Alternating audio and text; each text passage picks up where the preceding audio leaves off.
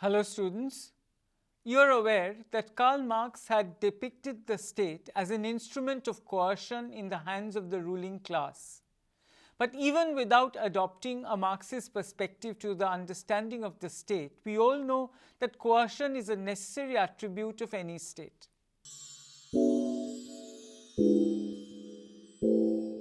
Force or coercion, in fact, is regarded as an essential attribute of the state because the state is the only organization which has the right to legitimate use of force. But coercion has a dual character. While it guarantees the perpetuation and reproduction of domination and order, it also suppresses challenges to state authority. In the course of time, it helps to create conditions that allow for voluntary obedience to laws and their legitimation.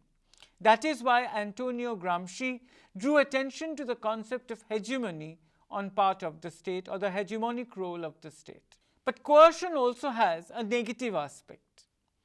Coercion undermines legitimacy.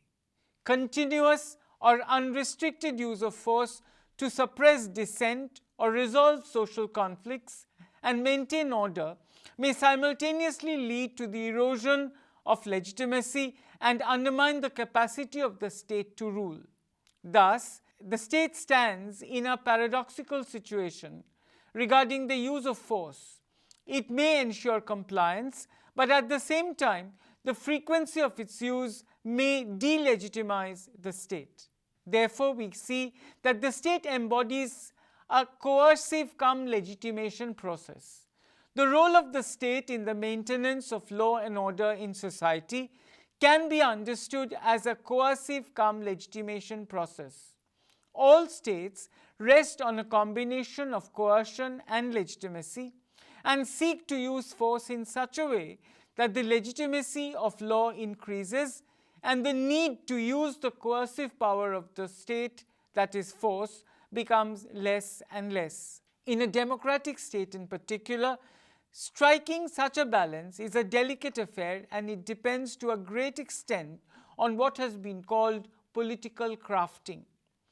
The stability of a democratic state depends on the way it responds to social conflicts arising in society and the way it uses force to resolve or settle them.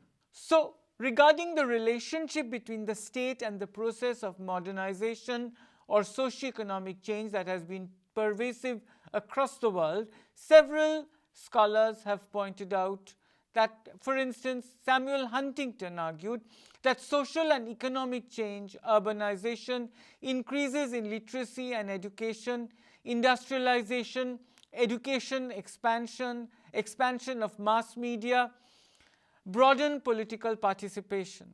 Political institutions must expand and adopt to incorporate this increasing participation or face breakdown. Even in the liberal framework, I was referring to many of the views of different scholars.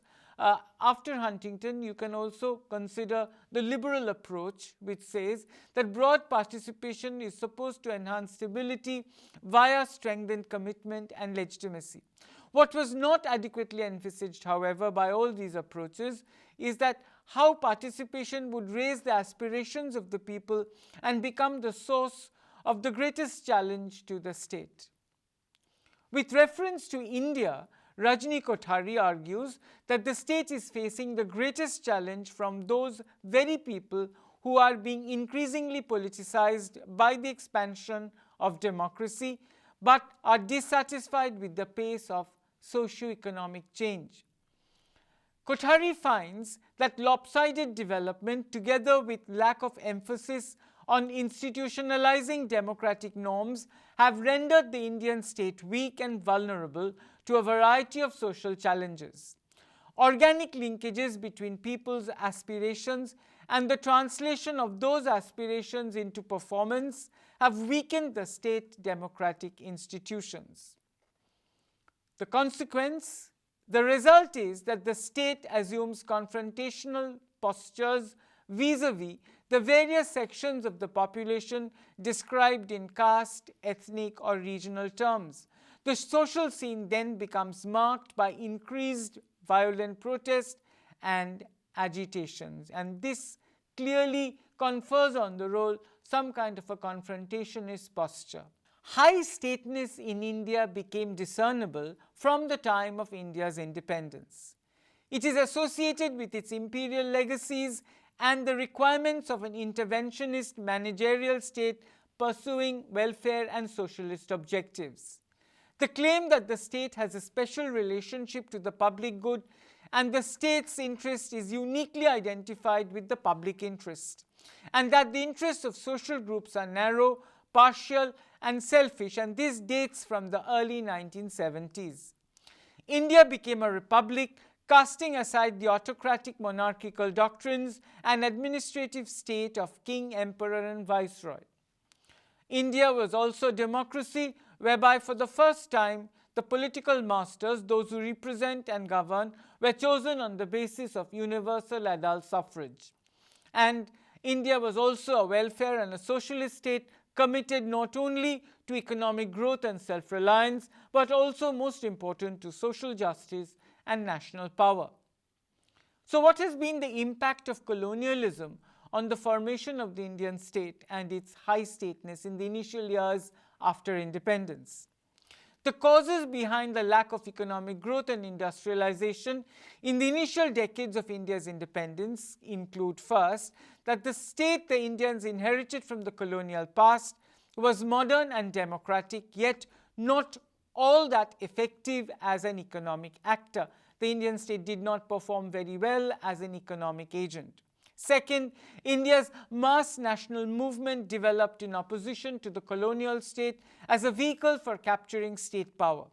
The political process helped to create a sense of nation in India and generated political values that placed premium simultaneously on democracy and on statist development. And India came to embody gradually a multi-class social base. While India's national movement was a powerful oppositional force, it never developed a corresponding organizational structure, such as a tightly knit political party or even a coherent political strategy that would allow it to redesign the state in accordance with its developmental ambitions. The multi-class social base also made for a movement that had to reconcile many competing forces as it sought to define its ideology, policies, and political strategies. In fact, what is interesting that in case of India, the whole idea of the nation was a negative response. It was negative in the sense that it was born out of hatred against a common enemy, and it was this negative factor which consolidated the otherwise fragmented elements of the Indian polity.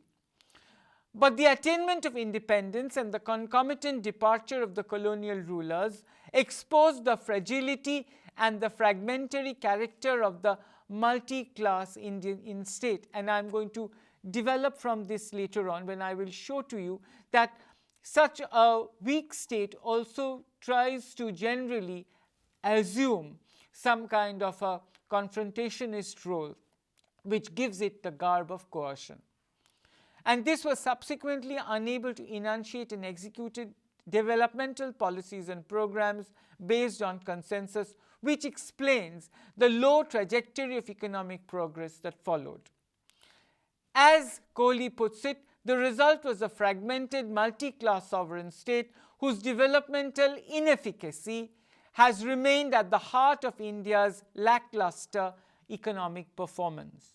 So this is this weak and insecure state which also desired the state to adopt or imbibe some kind of a coercive role. Finally, the Indian subcontinent was for a long time characterized by low technology, low productivity agrarian economy. The political instability of the 18th and the early 19th centuries resulted in the absence of any spontaneous economic progress. And in this situation, the state seeks to make itself predominant in society. Joel Migdal focuses attention on the effort of the state to make itself prominent in society as seen in terms of the successful subordination of political inclinations of social behavior or behavior sought by other social organizations in favor of behavior prescribed by state rulers. The major struggles in most societies are over who has the right to make the countless rules that guide social behavior. So coercion is based on the need of the state to gain compliance. When the state attempts to enforce its rules, it automatically comes into conflict with other social organizations.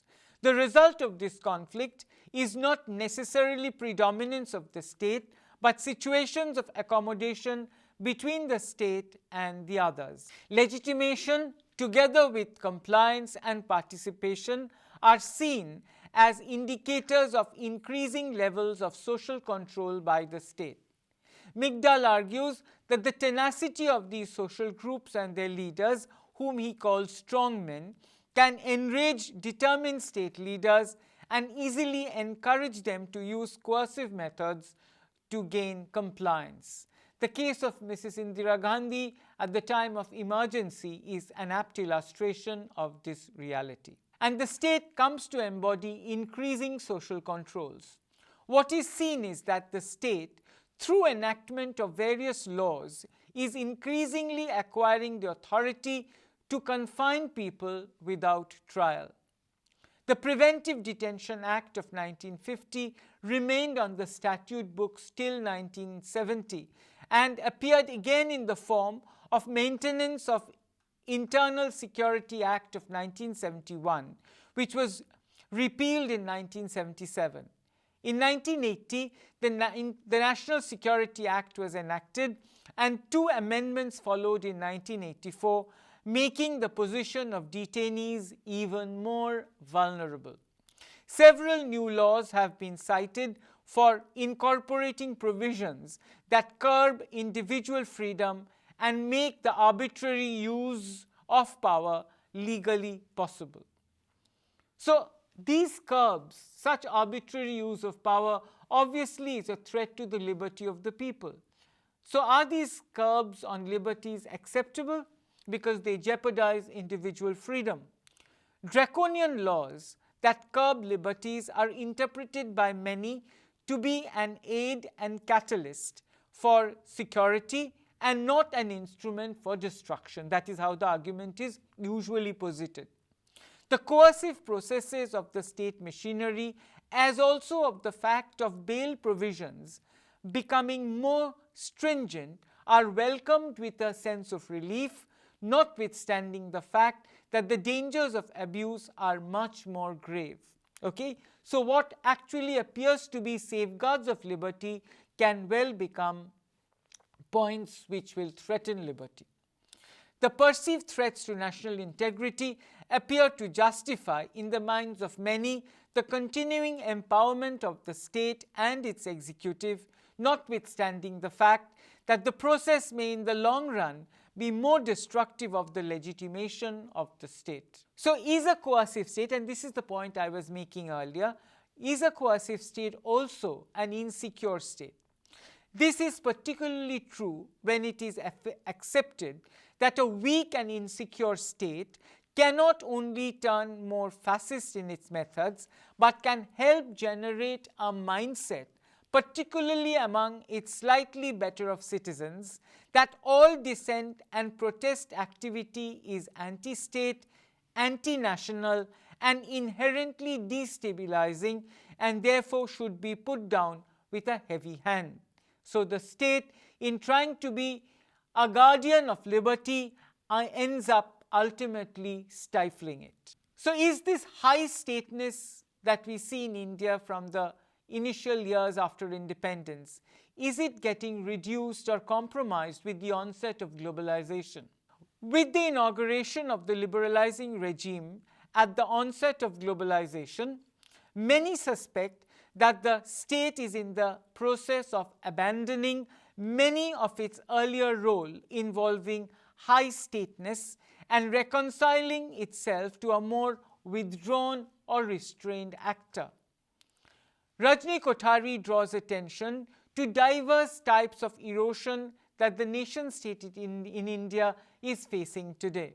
First, there has been underway an erosion of the legitimacy of the state in the eyes of the people of India, both in respect of its standing in the eyes of those who for long depended on it for their well-being, and also in respect of its credibility in the eyes of others, the middle-class professionals and the media in particular.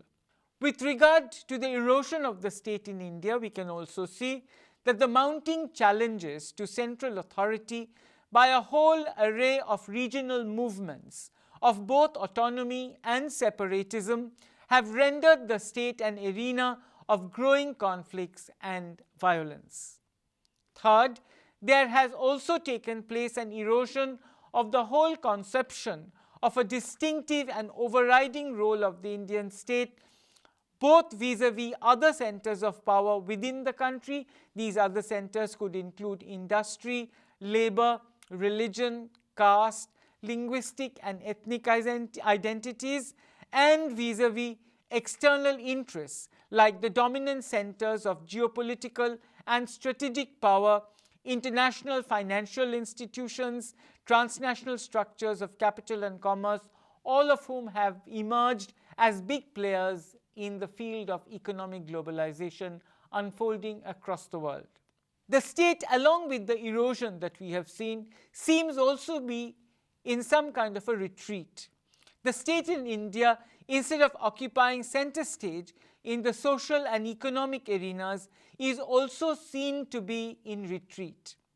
This is obvious particularly in the economic sphere, a trend that has been visible since the 1980s with the onset of liberalization, and which trend has intensified in the post-1991 era, that is commonly referred to as the age of reforms, but is also true in the social sphere in matters such as providing opportunities to the minorities, the backward classes, tribal communities, and women and children. Encouraging people's initiatives and indigenous thinking in key areas such as education, environment, health and housing, and generally in matters of implementation of laws of the land for the betterment of the poor and oppressed sections of the society who are finding it difficult to rely more and more on the state. So is the state abandoning its responsibilities? Doesn't seem so.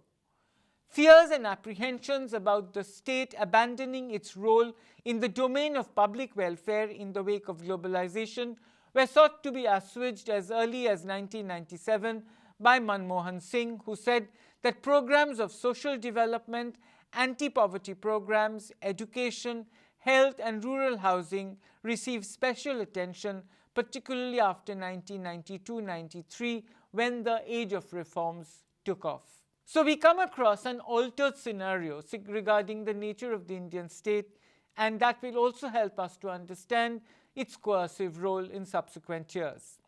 Kothari draws attention to three trends.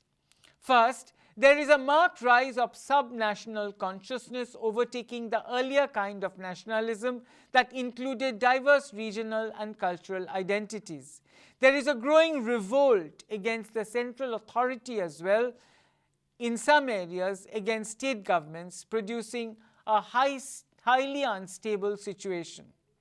Second, we see that the national elite, as it becomes more and more unable to cope, tends to turn away from basic political challenge of nation building and the related economic challenge of development, and turns to international and transnational agencies to bail them out of the crisis. And third, there has been the rise of new organizational forms that are transcending states and nations. These consist of transnational corporations possessing enormous financial and technological resources, and a series of bilateral and multilateral compacts providing for regimes of security, and they are together producing a new institutional apparatus for running the entire world, which is called a world order. And in this context, in appreciating this altered role of the state and the way it gets involved in coercive entanglement with other groups, subnational groups in society, we refer to the case of the Forest Rights Act, the interesting case of the FRA.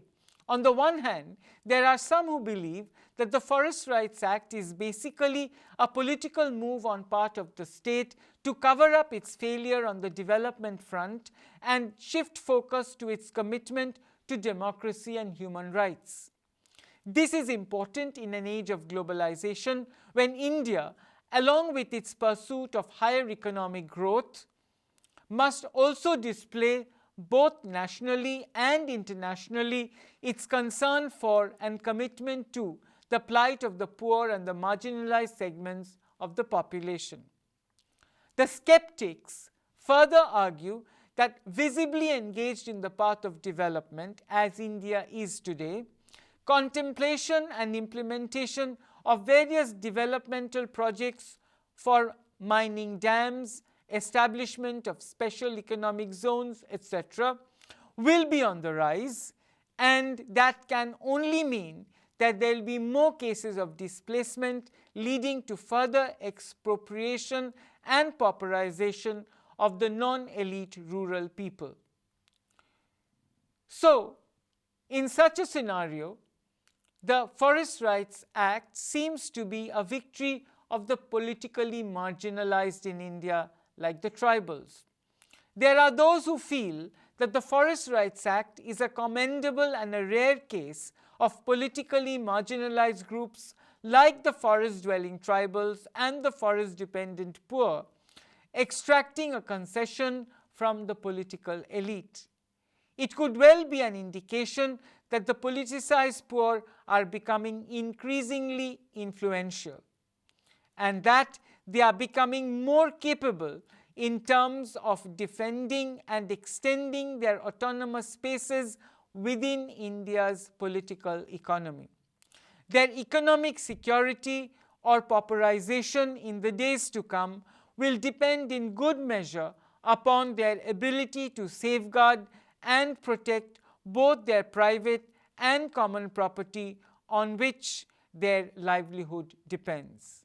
So, it seems clear that these marginalized sections are gradually mastering the strength to deal with the coercive apparatus of the state and try and address the coercive apparatus of the state in their own ways and come up with legislation that will be conducive to their interests. And this tells us about the rise of demand groups and issue politics in India.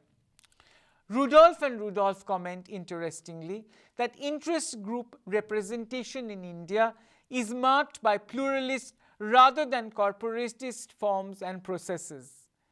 Demand groups are a form that interest representation can take in competitive, open democracies when political mobilization of mass publics, and we have just seen the Forest Rights Acts as a case of political mobilization of such mass politics, they can outstrip or overflow the formal institutions of the political process. They are an expression of movement and issue politics. Such demand groups have been found to operate not primarily in institutionally defined policy arenas, but rather with an inclination to symbolic and agitational politics. So, how has the coercion of the state been dealt with? Rise of agitational politics and power negotiations perhaps offers an insight in this respect. Through ad hoc and spontaneous tactics, including public dramas such as padayatras, hartals, rasta rokos, these are forms of anomic behavior, meaning marches, strikes, roadblocks, respectively. Such demand groups have been able to mobilize support in favor of their cause and interest. They have been also able to influence public opinion and wrangle concessions, advantages, and gains from the state. Atul Kohli therefore comments that the 50-year history of the sovereign Indian Republic is replete with instances of power negotiations. Most significantly, within the framework of a centralized state, accommodation of group demands has repeatedly strengthened India's democracy. And that is why, in examining the coercive use of state power, one also comes across the interesting development of new social movements. One has in fact witnessed in India a spate of new social movements which are important in terms of the void they fill, where the state and other social and cultural institutions are unable or unwilling to act in the interest of their members. Social movements step in where institutions do not exist, or when they fail to serve or violate and contradict people's interests. So, in a burgeoning democracy like India, people's movements have been gathering momentum.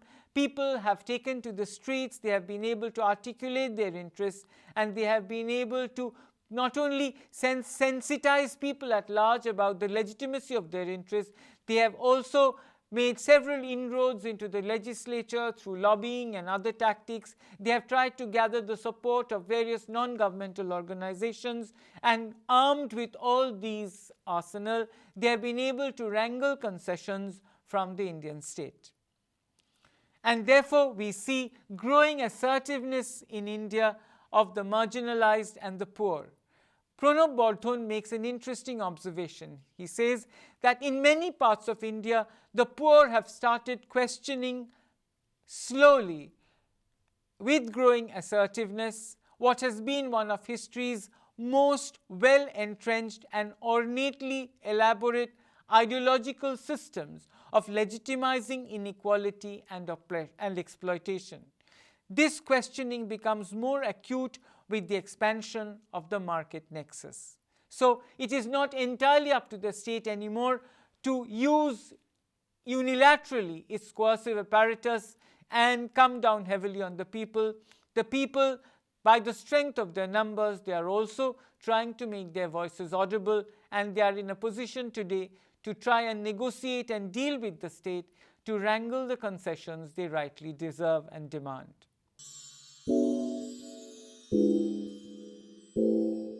So, in conclusion, we can say that the new social movements today mobilize people in pursuit of common interests.